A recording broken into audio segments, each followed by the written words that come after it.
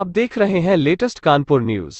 निर्वाणी अखाड़ा के प्रखर जी महाराज पर युवती से दुष्कर्म और बंधक बनाने के मामले में मुकदमा दर्ज।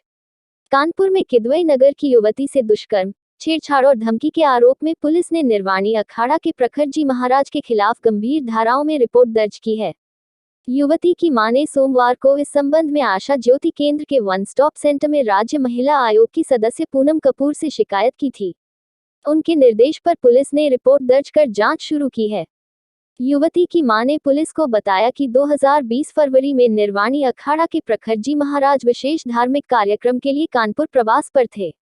इस कार्यक्रम के आमंत्रण पर वह अपने पति व बेंगलुरु से पढ़कर आई बेटी के साथ पहुंची थी।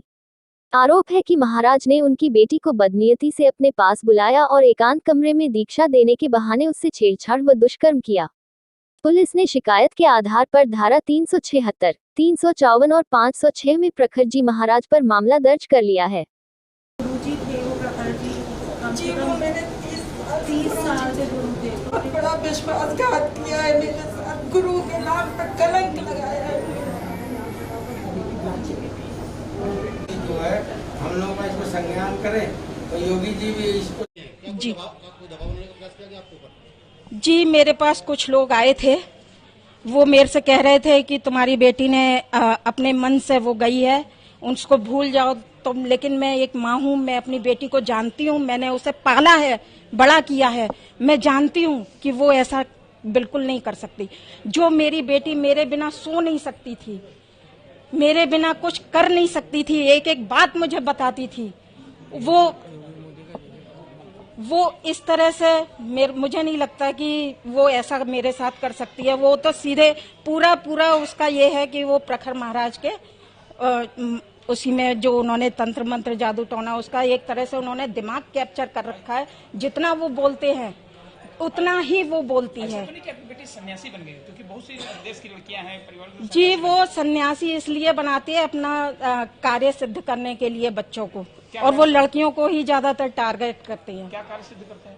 जी, अपने आश्रम के काम के लिए, कि वो ये भी कहते हैं कि अरे तुम्हें शादी क्यों करनी है, तुम सन्यासी बन जाओ, गुरुजी का काम देखो, ये सब कहते हैं। वो इतने यज्ञ करते हैं, उनका इतना वो रहता है। तो सन्यासी बनाने के लिए ले गए? जी। आप आयोग की सदस्य हैं, आपके पास ये केस आया है क्या मामला आया हो, क्या आपने आदेश किया? ये हमारे पास अभी मामला आया, अर्चना अग्रवाल जी आई है हमारे पास में, और इनकी बेटी, इनका कहना है कि हमारी बेटी, चूंकि हम लोग उनके आश्रम जाते आते रहते थे, उनको गुरु मानते थे, और उन्होंने इसी का फायदा उठाकर हमारी बेटी को उन्होंने कहा कि इसको भेजो, हमारा स्कूल बन रहा है, वहाँ का कार्य देखेगी।